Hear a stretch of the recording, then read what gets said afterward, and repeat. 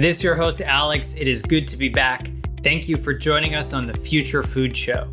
This episode is sponsored by the Black & Veatch Next Gen Ag team.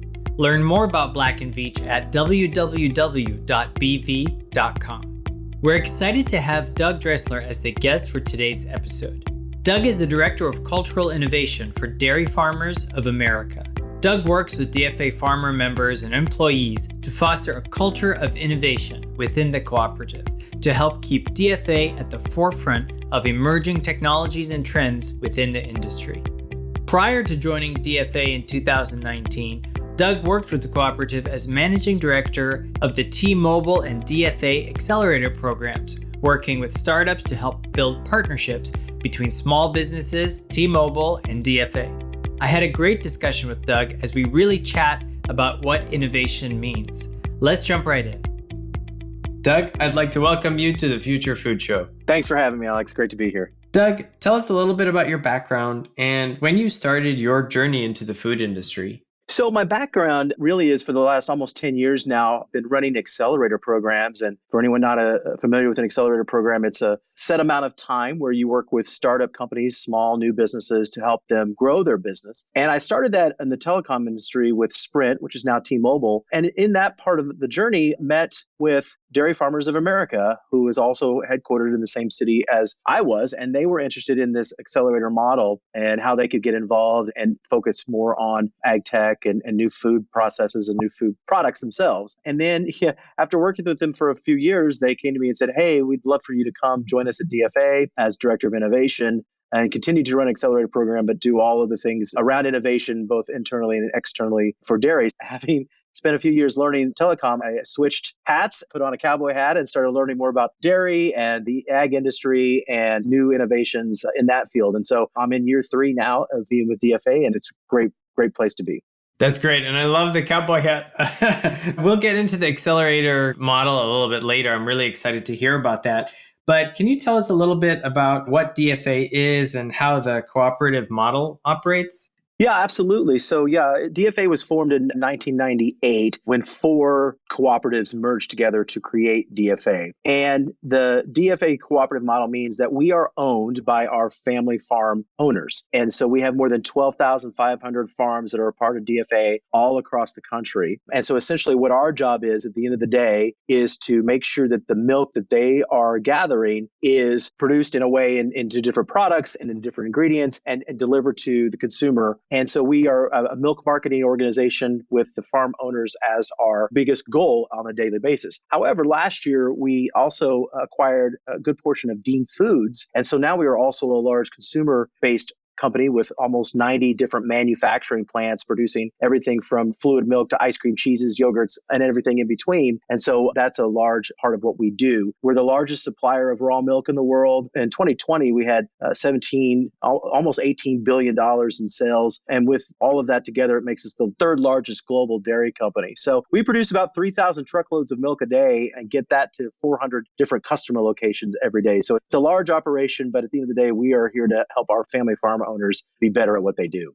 That's great. And so it's really a win-win with the organization as a whole, the individual farmers, and then the brands that are really on the consumer side of that.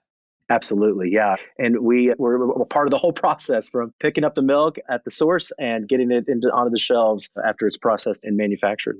So as you've been digging into the dairy industry over the last 3 years or so, what are some lesser known trends that might have been popping up within this dairy industry? You're really looking into what could be the future of dairy products. Yeah, so recently, in the last few years, we've seen a lot around sustainability, traceability, and new sort of ingredient models. And those are all kind of buzzwords. But when it comes to traceability, I think consumers are much more cognizant of where their products come from. So we have brands within the DFA that are sourced from 8 farms in the region. So it's a cheese in upstate New York. And on the package, it says, this cheese came from your area, from farmers that are producing milk in your region. Around sustainability, we're doing a lot especially with on-farm services. We have very aggressive sustainability goals within dairy to reduce carbon emissions. And so we work with our farmers to do and help with that. But also that helps the consumer know that we are using sustainability as a part of our production, and that's better for consumers. But when it comes to actual food products, we've seen a lot recently with the use of whey. And if you don't know what whey is, it's a byproduct from making cheese. And there's a sweet whey that you can come from making yogurt, and then there's a less sweet whey that comes from making cheese. But we've seen products now that are coming and using that whey as a core ingredient. So last year we worked with 3 companies. One was taking whey and making an actual spirit, an alcoholic drink, a very clear, sweet vodka type product with whey. We had 2 companies using whey in hydration. So we had a sports drink and a drink that's more of just a nice, refreshing drink, but whey is the core ingredient. And on the sports drink, the way that they process the whey and the other elements that they get from milk, it is much more hydrating than water. And so it's using those ingredients to make it much more efficient for consumers who take hydration seriously. One of the other companies that we've been working with is taking whey, the acidic whey that comes from making Greek yogurt, and they are able to process that at the plant and turn that into biofuels and ingredient oils to replace some of the other products that may be out there. So I think what we're going to see is upscaling byproducts and utilizing some of the other elements that are found in dairy products as the core of new ingredients and using different processes like fermentation and others to create those. Wow. Whey vodka sounds really crazy. Yeah, it's great. They're called Wayward Spirit, and it's really good. And they're getting a lot of coverage around it because it's such a neat process and it's something new in that market that hasn't been there. As we transition into learning more about the accelerator program, how big is the dairy market? What's going up? What's going down? Traditionally, we've seen every year fluid milk levels out, stays the same, but we've seen huge uptakes in cheese and yogurt, and especially with the pandemic, the fresh products that people were wanting to have as they hunkered down at home, we saw a huge amount of growth in that. Overall, dairy consumption in the U.S., it continues to be strong. We see it up 4% since 2015. 93% of all homes in the U.S. buy milk each year. It's really around the whole use of what dairy as an industry provides. We're total, what we provide is about $620 billion in overall impact. And that's looking at jobs, wages, the product, but it's quite a huge industry. And so we'll continue to see cheese grow, snacking to go snacking with yogurt drinks and yogurt containers and cheeses and things like that will continue to increase as we build out those types of products and really listening to the consumers and what they want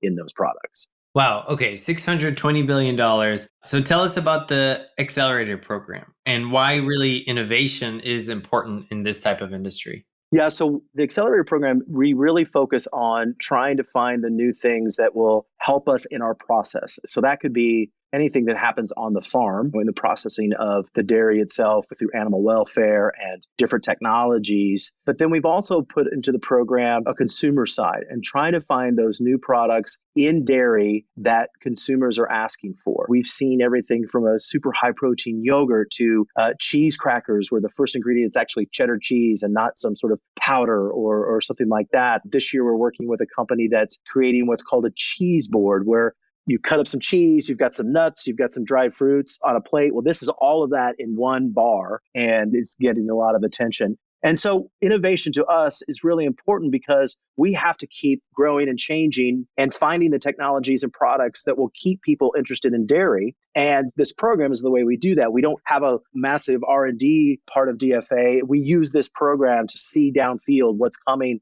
and then how do we get that to either our farm owners or our consumers. And it really helps us to create new avenues for our farmers' milk, whether that's the byproduct of whey or that's a new yogurt or whatever it may be, so that consumers are still going to that dairy aisle and finding new things as opposed just to the typical gallon of milk. Those companies that you mentioned before, the whey vodka or the whey hydration company, did those go through the accelerator program? Yes, they did. Actually, both of those were in last year's class. Okay, cool. And when we think of an accelerator program, usually there's a set kind of length of time that the accelerator runs, and there's an application period. Is the accelerator program with DFA open to really any startup company working in dairy? Yeah, and actually, we even say you don't even have to be in dairy. One of the companies that's in our class this year is a company called H2OK Innovations. And what they're doing is they are working with manufacturing plants to track water usage, whether that's in cleaning or waste or whatever it may be, to help them see how much water they're using and how they can reduce that because they're actually tracking the amount of the usage. They hadn't thought about dairy. And so when I met them, I said, have you thought about dairy plants? We use a lot of water, not just on our farms, but in our plants for production, and being able to monitor that in a better way would probably help us with cost control. So yeah, we are open to all startups in the ag field and the consumer product side of things that may not have thought about dairy as an option, and we can help them with that, or they're really keyed into what dairy is, and our program exposes them to the resources that will help them build out that product or service or whatever it may be by giving them access to industry experts and our farmers and all of our logistic experts and stuff so that they understand just how this industry works on a day-to-day basis. Great. And is there a fixed length of the program? Yeah, there is. It's a typical 90-day program, but really we call our program a corporate engagement, or in our sense, a cooperative engagement, where we find companies that we really want to work with long term. So we use the 90 days of the program to get to know the businesses, to help them, to learn what their roadmap, their journey is going to be as they grow. But then it's after the program where the work really begins, and we create a partnership. And those have taken on all kinds of different models. We've done pilot programs. We've helped foster and pay for research around industry trends. We've invested in companies. We've sold product to companies to build out for their ingredients. And so we really start the program with a blank sheet of paper and say, okay, at the end of the day, how are we going to create a long-term relationship with these companies, and how are we going to help them? At the end, it's a two-way street. So they help us by keeping people interested in dairy and keeping dairy more efficient and utilizing the latest technologies. That's great. And what kind of stages are some of these companies in? It seems like some of them could be at later stages as well. So usually on the technology side of the program, we'll see later companies that have either started in beef industry or that side and are now transitioning to dairy. And so actually have some customers or have actually had a chance to really validate that technology. The earlier stage companies we'll see on the food side. A starting of a food product with the big players of the world is daunting, to say the least. And so usually the companies that we see on the consumer side of the program either have a product ready to go to market, or maybe have some regional deals with, say, a Whole Foods or some convenience stores in their area, but they're producing product. Last year, our food companies were all just on the verge of launching. And then, of course, COVID and the pandemic hit, and that delayed a lot of it. So we're seeing the delayed launch in some of those food products. But we've seen everything from pre-revenue to, like you mentioned, companies that actually have a few customers and making some money, not enough to really scale yet, but enough that they've validated what they're doing. Exciting. Cool. So as we look into kind of like the future and what innovation means for not really just the dairy industry, but farming and food and manufacturing in general, are there any insights that consumers would be excited to learn about the dairy industry, such that I never knew that that was a thing? I could say one that I never knew that whey vodka was a thing, but now I love the idea of whey vodka, tracking back to that. But yeah, is there anything that people might not know about that they would be interested or excited about, either from a scale standpoint, safety standpoint, or even how certain products are made? Yeah, I think one of the biggest things that we're seeing is really being able to listen to our consumers, both what they want from a product standpoint, but how we go about making those. And so I mentioned a lot around sustainability. We are really working on that end so that customers feel confident in dairy products, that they're coming from a sustainable process. I think from a food tech side, you're going to see a lot of different things come out in the next few years around ingredients and how to produce those. If you've ever had a Dorito nacho cheese chip and had that little orange powder on the end of your finger, that DFA makes that, and that's a cheese powder. So processes that we use to create new ingredients, whether that's powders or using the whey and different things like that, I think we'll see an uptick in those type of products. And I think the biggest growth we'll see is around this convenience, the easy to grab and go type. In the early days when I was a child, there was always milk in the fridge and you had cereal in the morning. And now if you're on the run, you're grabbing Go-Gurts and little smaller jugs of protein shakes and smoothies. And I think that's where the growth will be in this new sort of post-pandemic economy. I'm smiling now because I always tell myself, oh, I'll fix something up from scratch. And I end up always loving the convenience of just those grab and grow types of foods. So yes, exactly. Awesome. You can get in touch with Doug on LinkedIn and learn more about Dairy Farmers of America at www.dfamilk.com. Doug, do you have any last insights or announcements for our audience today? Thank you so much for having me on. This has been great. we have if you go to that website, keep an eye out, and we have a demo day for our Accelerator program near the end of June 24th. And it's all virtual, so you can sit at your desk or your home desk and click a link and listen. So watch out for that. And we'd love to have some people join it and hear about our companies. Awesome. I'm excited for that demo day. And it's also exciting that it's open to the public. Thank you so much. Thank you. This is your host, Alex, and we look forward to being with you on our next episode. This program was produced by H Media. We'll see you soon.